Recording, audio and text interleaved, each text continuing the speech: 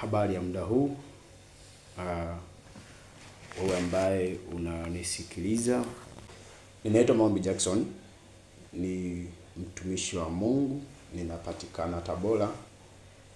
Ninashawishika kutumia jukwaa hili kukualika na kualikeni nyote katika mafundisho ya neno la Mungu ambayo yanaendelea kutoka kupitia njia mbalimbali na hasa kupitia ukurasa wa Facebook kwa akaunti yangu mwenyewe Maombi Jackson, lakini pia kwa akaunti ya Evening Light Church. Nataka kusema na ni leo kuhusiana na Ukristo, kwamba Ukristo unafanya nini katika maisha yako, au kwa nini kila mwanadamu kwa nini anapaswa kuwa Mkristo. So ninapozungumzia Ukristo, silengi madhehebu au dini au kanisa kama ambavyo imekuwa ikitafsiriwa hasa katika jamii nyingi za watu ambao wanajiita Wakristo. Wengi hujibeba au hujifunika katika kifuniko cha dini fulani au dhehebu fulani. Lakini ninapozungumzia hasa Ukristo, ninalenga ile huduma ya Yesu Kristo katika maisha ya mwanadamu, ambayo hasa ndilo jambo kuu, kwamba unapokuwa Mkristo lazima ujue kwamba upo Mkristo katika huduma gani. So ninazungumzia Ukristo sasa hapa, inanilazimu kurudi nyuma na kuzungumuza lengo la Mungu kwa mwanadamu ni lipi. Wakati Mungu anamuumba mwanadamu, ukisoma kusudi la Mungu la kuumba mwanadamu, utaona kwamba mwanadamu anaumbwa ili awe mtawala.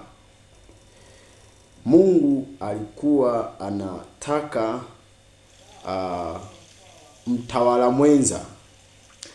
Anataka kupanua utawala wake kutoka mbinguni na kuwa na ushiriki wa utawala duniani. Hivyo wanyama wasingeweza kuwa mtawala mwenza wa Mungu, wala miti isingeweza kuwa hivyo.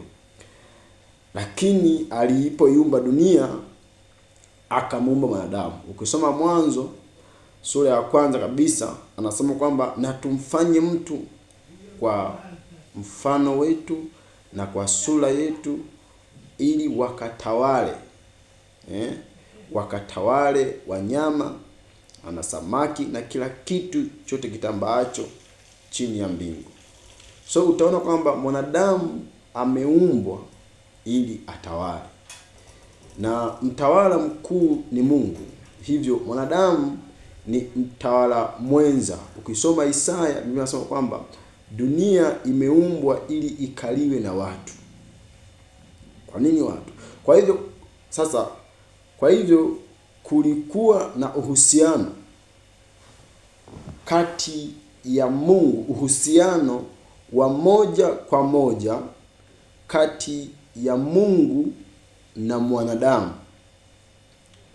Baada ya Mungu kukamilisha uumbaji wake na kumuumba mwanadamu, kulikuwepo na uhusiano wa moja kwa moja kati ya Mungu na mwanadamu. Kumbuka hapa nataka nikueleze kwamba kwa nini unahitaji huduma ya Kristo, au kwa nini unahitaji kuwa Mkristo. Manake unaposema wewe ni Mkristo, manake unaikubali huduma ya Yesu Kristo. Sasa unapozungumzia huduma ya Yesu Kristo, ni lazima ujue kwamba huduma ya Yesu Kristo imekuja kufanya nini. Ukisoma kitabu cha Paulo cha Wakolosai sura ya kwanza, Paulo anamuelezea Kristo alifanya nini au anafanya nini katika maisha yetu. Anasema hivi, Nitaanza sura ya kwanza ya Wakolosai tuanze mstari wa 9. Kwa sababu hiyo sisi nasi tangu siku ile tuliposikia hatuachi kufanya maombi na dua kwa ajili yenu, ili mjazwe maarifa ya mapenzi yake katika hekima yote na ufahamu wa rohoni. Mwenende kama ulivyo wajibu wenu kwa Bwana, mkimpendeza kabisa, mkizaa matunda kwa kila kazi njema na kuzidi katika maarifa ya Mungu, mkiwezeshwa kwa uwezo wote kwa kadri ya nguvu ya utukufu wake, mpate kuwa na saburi ya kila namna ya uvumilivu pamoja na furaha, mkimshukuru Baba aliyewastahilisha kupokea sehemu ya urithi wa watakatifu katika nuru. Naye alituokoa katika nguvu za giza, akatuhamisha na kutuingiza katika ufalme wa mwana wa pendo lake, ambaye katika yeye tuna ukombozi, yaani msamaha wa dhambi. Ambaye katika yeye, huyo mwana, katika yeye tuna ukombozi. Kwa hiyo unapokubali, kumbuka hapa anayezungumzwa ni Yesu Kristo.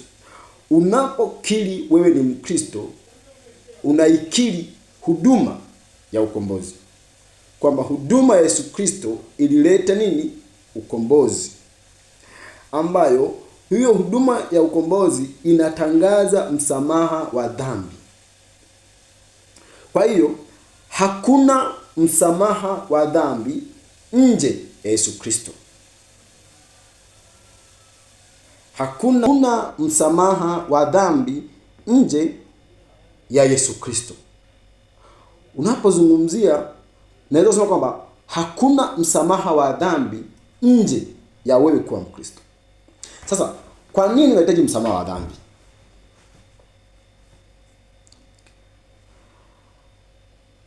Hapa mwanadamu wa kwanza alipokosea, jambo la kwanza, alivunja uhusiano wa yeye na Mungu. Uhusiano wa mwanadamu na Mungu ulivunjika pale ambapo mwanadamu wa kwanza alipokosea.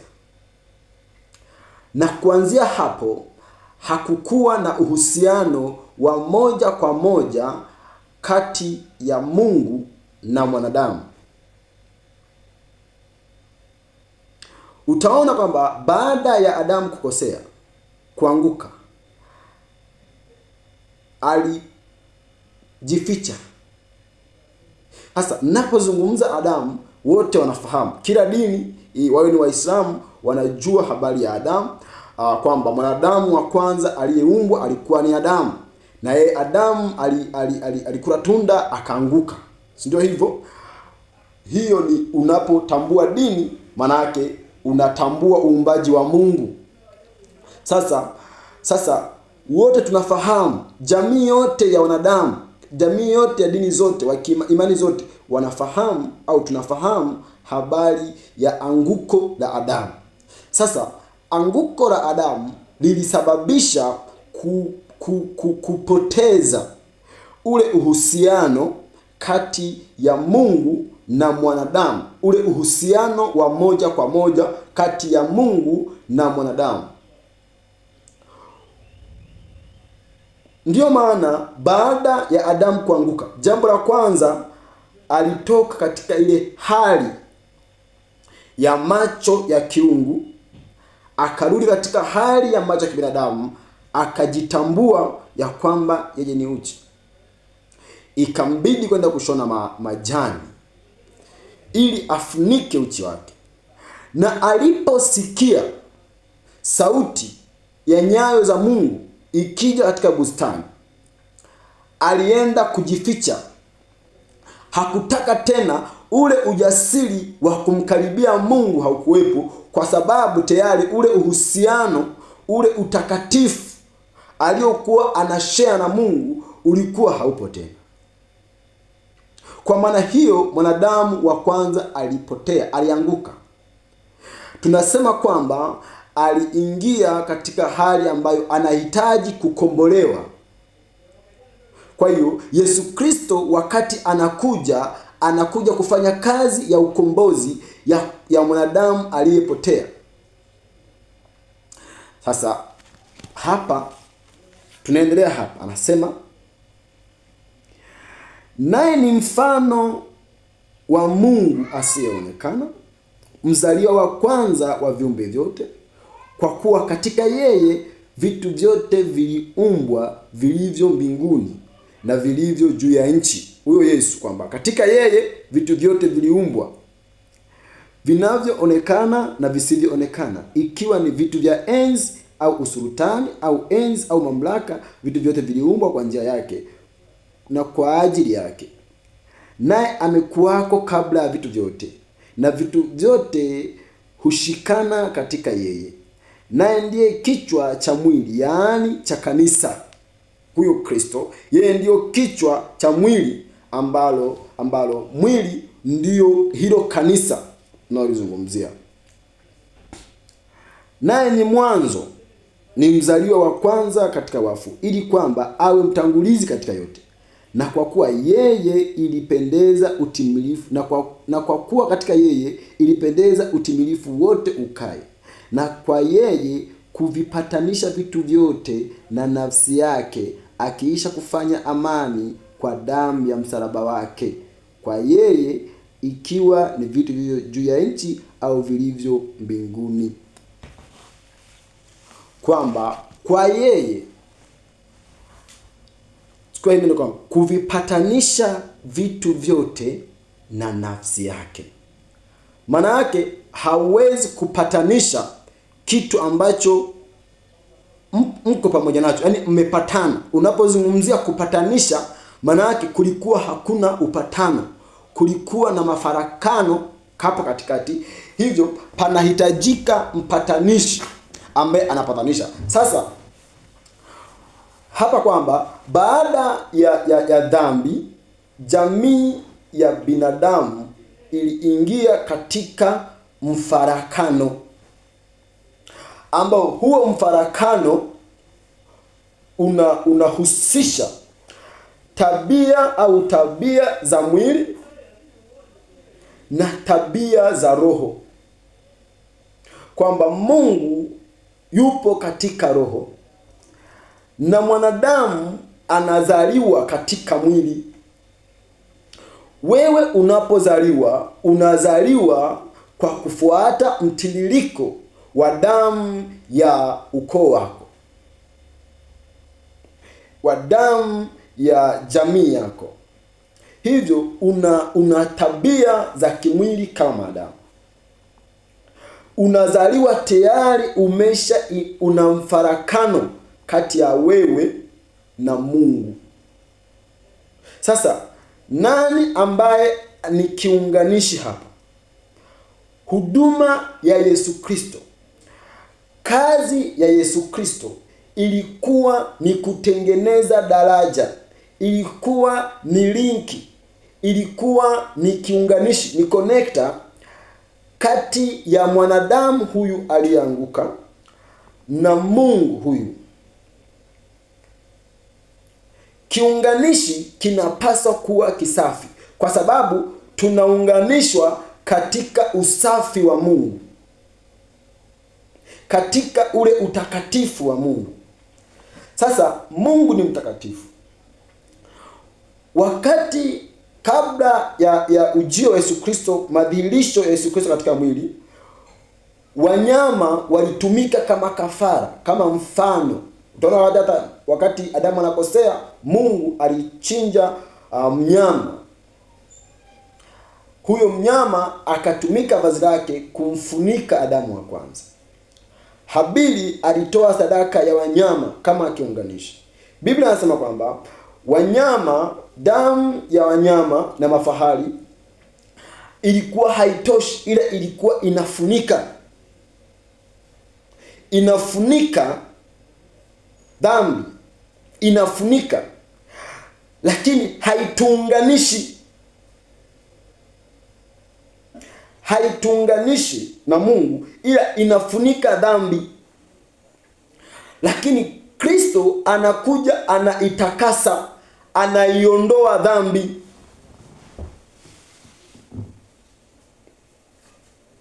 Wakati Israeli walikosea, utaona Mungu anamwagiza Musa wachinje wanyama kadhaa ili kuipoza hasira ya Mungu. Lakini sivyo katika Ukristo. Ukisoma Petro anapozungumza namna ya kufanyika kuwa Mkristo, ukisoma katika kitabu cha Matendo sura ya 2 mstari wa 37, alimaliza kuhubiri anawaambia kwamba walipochomwa mioyo zao, wakauliza Petro na mitume wengine, tutendeje ndugu zetu? Akamwambia, tubuni mkabatizwe katika jina la Yesu Kristo mpate ondoleo la dhambi zenu. Damu ya mafahali, damu ya mbuzi, damu ya kondoo, damu ya ng'ombe, damu ya ndama ilikuwa haiondoi dhambi, ilikuwa inafunika dhambi. Lakini damu ya Yesu Kristo inakuja kufanya ondoleo la dhambi. Ndio maana hapa unao wajibu kwamba ili upate ondoleo la dhambi ni lazima ufanyike kuwa Mkristo. Mwanadamu kama mwanadamu hana uwezo wa kufuta dhambi. Kama ambavyo Adamu alipokosea hakuwa na uwezo, zaidi anajificha kutoka katika uwepo wa Mungu. Anajificha kutoka katika kuonekana mbele za Mungu. Kwa sababu hakuna namna ya kumfanya mwanadamu huyu wa kawaida awe mtakatifu. Hakuna namna ya kumfanya mwanadamu huyu awe mtakatifu. Njia pekee ya wewe kukufanya kuwa mtakatifu ni kumkubali Kristo, ni kuikubali damu ya Yesu Kristo. Ndio maana alihitajika mtu ambaye hatokani na jamii ya kibinadamu. Hatoki katika damu ya mwanadamu. Mungu ilibidi atengeneze kiumbe hicho kizaliwe, kiwe sadaka. Utaona kwamba wakati mama yake Yesu, wakati ana ujauzito, wakati ana mimba, malaika alimwambia huyu atakayezaliwa ataitwa Yesu. Kwa nini anaitwa Yesu? Kwa sababu ndiye mkombozi wa wanadamu na dhambi zao. Maana yake alizaliwa mtu kwa kusudi maalum la ukombozi. Alizaliwa mtu kwa kusudi maalum la ukombozi, ambaye huyo mtu hana damu, hajafanyika kwa kutumia damu ya mwanadamu. Hana mtiririko wa damu ya kibinadamu, ili awe kiunganishi kati ya jamii ya wanadamu na Mungu. Hivyo utimilifu wote wa Mungu ukakaa ndani yake, ili afanyike kiunganishi kati ya jamii ya mwanadamu na nafsi ya Mungu. Kwa hiyo unaposema kwamba wewe ni Mkristo, maana yake unaikiri huduma ya Yesu Kristo. Unaikiri huduma ya ukombozi wa Yesu Kristo. Sasa unapoikiri huduma ya Yesu Kristo, yako mafundisho ya Yesu Kristo yanayokufanya wewe kuwa mmoja wa watakatifu, kama ambavyo hapa Paulo anasema katika kitabu kwamba anasema katika hichi kitabu kwamba katika Wakolosai kwamba kwa sababu hiyo sisi nasi tangu siku ile tuliposikia hatuachi kufanya maombi na dua kwa ajili yenu, ili mjazo maarifa ya mapenzi yake katika hekima yote na ufahamu wa Roho Mtakatifu, mwenende kama ulivyo wajibu wenu kwa Bwana, mkimpendeza kabisa, mkizaa matunda kwa kila kazi njema na kuzidi katika maarifa ya Mungu, mkiwezeshwa kwa uwezo kwa kadiri ya nguvu ya utukufu wake, mpate kuwa na saburi ya kila namna na uvumilivu pamoja na furaha, mkimshukuru Baba aliyewastahilisha, sio kama unastahili, aliyewastahilisha kupokea sehemu ya urithi wa watakatifu katika nuru. Kupokea sehemu ya urithi wa watakatifu katika nuru.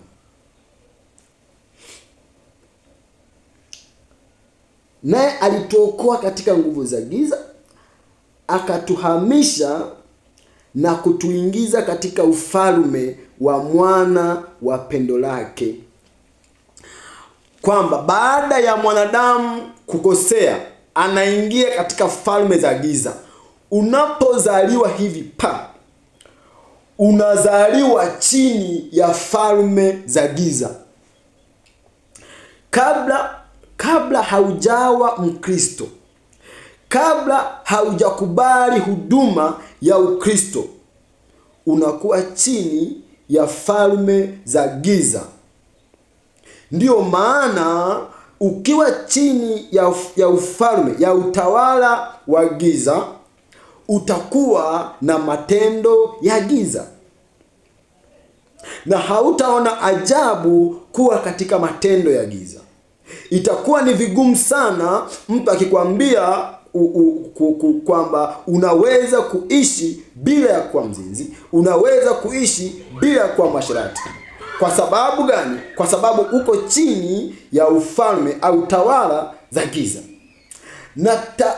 Na ufalme wa giza ndio unaoongoza mwili wako.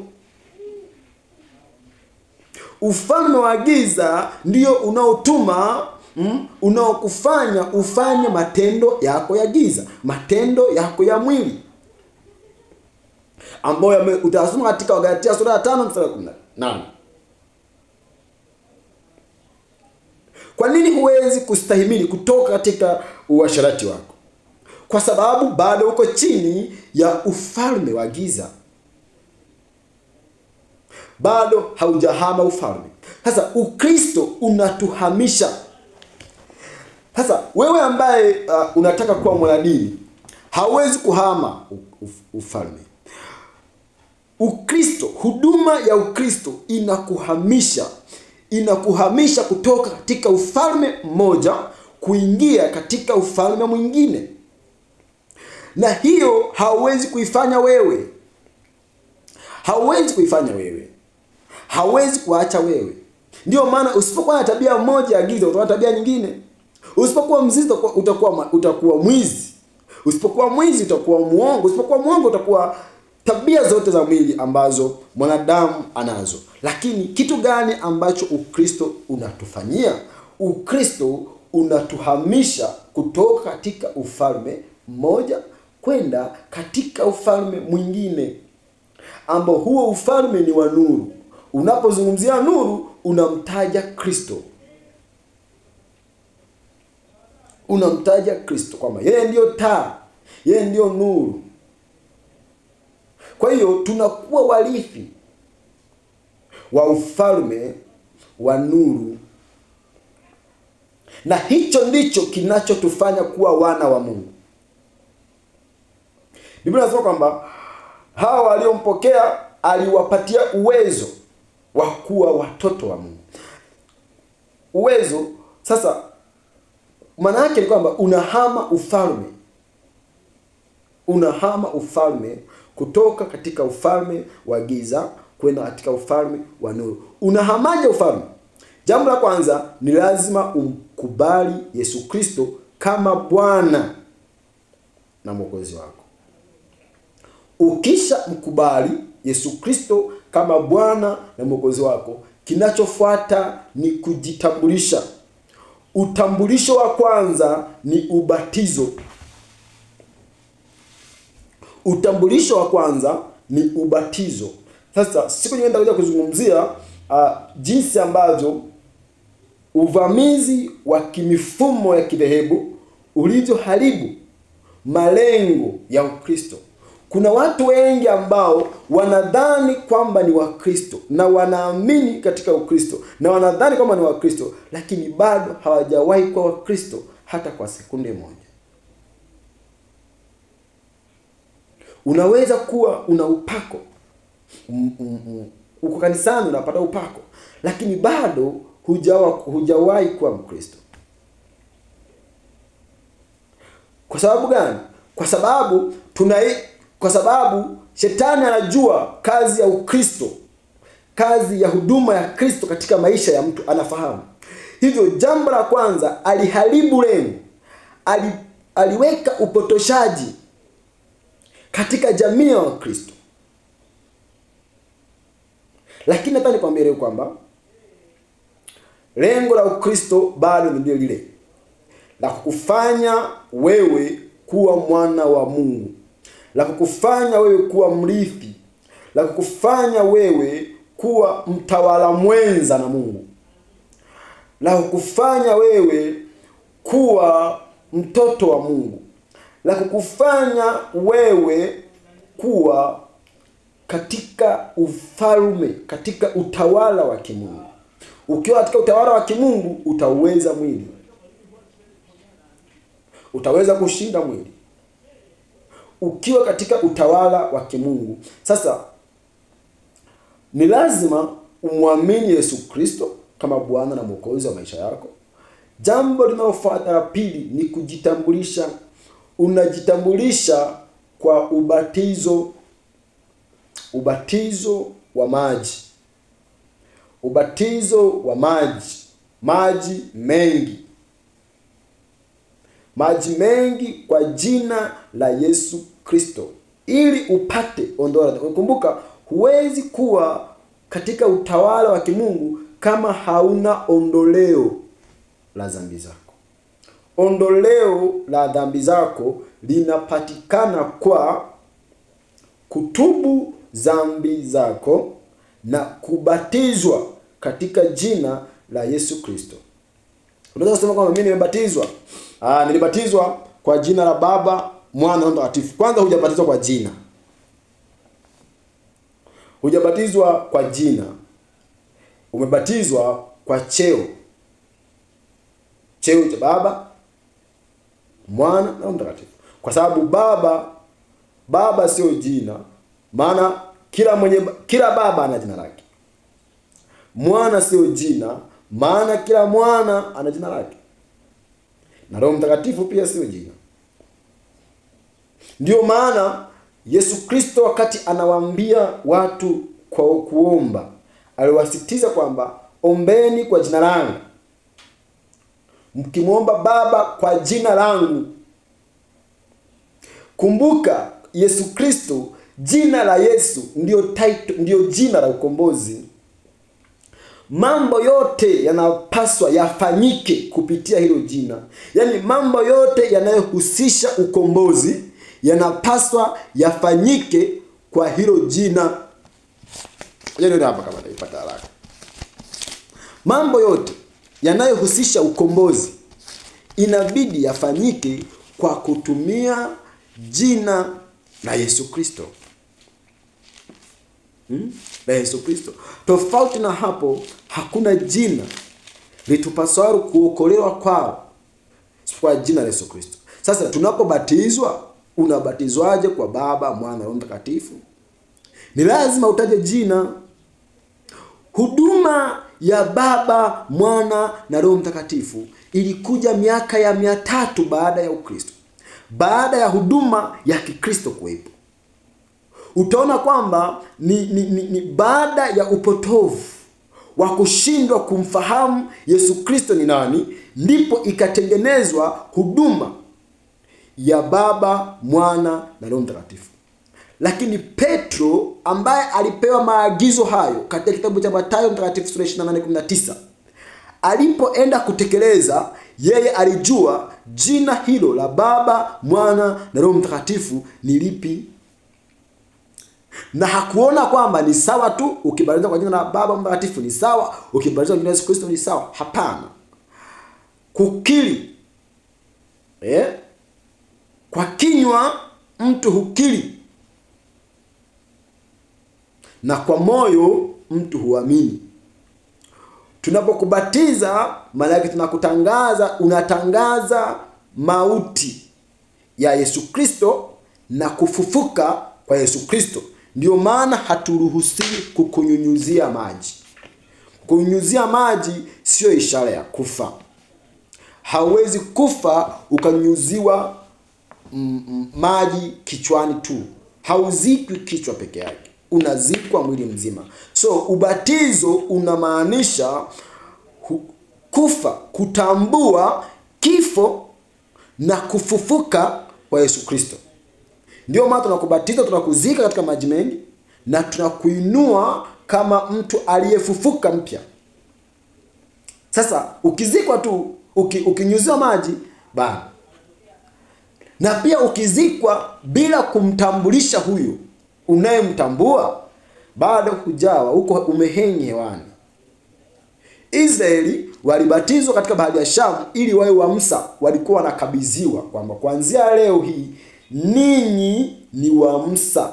Ndio maana kila nabii aliyekuja kuwahudumia Israeli alikuwa anarejea mafundisho ya Musa.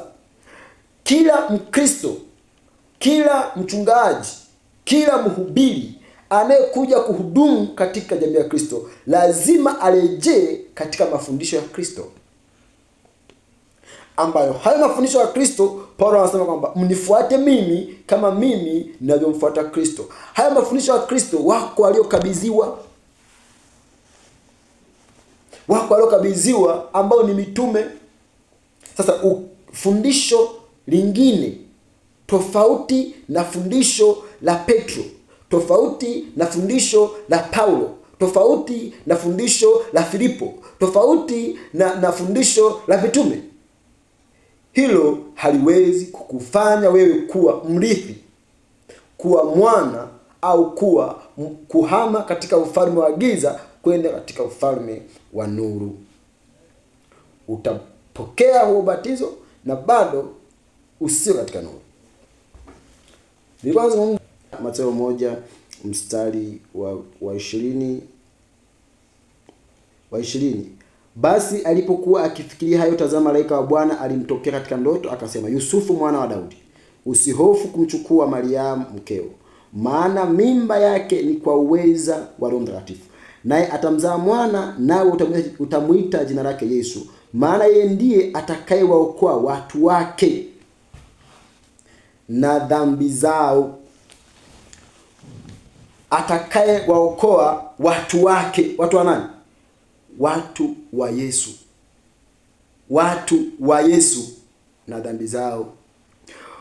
Unapobatizwa, unabatizwa kuwa mtu wa Yesu. Sasa ili upate ondoleo la dhambi, ewe mtu wa Yesu, ni lazima ubatizwe kwa hili jina la Yesu Kristo. Ukibatizwa ubatizo mwingine, haujabatizwa kuwa mtu wa Yesu, hautapata hilo ondoleo la dhambi, hautapata huo ukombozi ambao hapa malaika anausema, anamwambia Yusufu.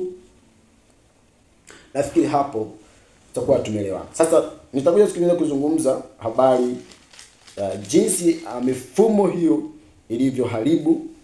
ilivyoharibu huduma ya Kristo, huduma ya ukombozi. Lakini kwa nini unapaswa kuwa Mkristo? In summary, unapaswa kuwa Mkristo. Mtu yeyote, sizungumzi Mkristo tu, unapaswa kuwa Mkristo. Sizungumzi dhehebu, sizungumzi kwenda dhehebu fulani. Nazungumzia kuwa Mkristo. Unakuaje Mkristo? unakuwa Mkristo kwa kumkubali Yesu Kristo, kuikubali huduma ya Yesu Kristo katika ndani ya moyo wako, ile huduma ya ukombozi, lakini pia kwa kutubu dhambi zako. Unakuwa wa Kristo kwa kutubu dhambi zako na kubatizwa katika jina la Yesu Kristo. Sasa unapaswa kuwa Mkristo ili ujipatanishe na Mungu. Maana kwa lugha fupi ni kwamba kama wewe sio Mkristo, hauna Mungu. Huwezi kuwa na Mungu kwa sababu gani? Kwa sababu baba yako Adamu alikosea. Baba yako Adamu alijitenga na Mungu. Alijitenga na Mungu, hivyo utakatifu wa kimungu ulimuacha. Na wewe hauna njia ya kwenda kumwona Mungu. Ndio maana Mungu mwenyewe alimfuata Adamu. Adamu alijificha alipoona amekosea, hakuwa na ujasiri, hana njia ya kumwendea Mungu, lakini alijificha. Sasa njia ambayo Mungu aliiweka ya sisi wanadamu kujipatanisha naye ilikuwa ni kwa njia ya Kristo, ambayo kwa njia ya Kristo tunapata msamaha wa dhambi. Dhambi zetu hazifunikwi, dhambi zetu zinaondolewa kupitia Yesu Kristo. Tunafanyika watoto wa Mungu kupitia Yesu Kristo. Hivyo ninakualika kila mmoja, wewe ndugu yangu, kaka yangu, dada yangu, kwamba uwe Mkristo leo. Uwe Mkristo leo. Kama hujabatizwa kwa jina la Yesu Kristo, unapaswa kubatizwa kwa jina la Yesu Kristo ili upate ondoleo la dhambi zako. Maana pasipo hivyo Baba, Mwana na Roho Mtakatifu haliondoi dhambi. Hakuna jina hapo lilotaja. Baba, Mwana na Roho Mtakatifu haliondoi dhambi. Ndio maana Petro, Yesu mwenyewe aliwaambia hivyo. Petro alipoenda kubatiza, aliwaambia watu mbatizwe kwa jina la Yesu Kristo.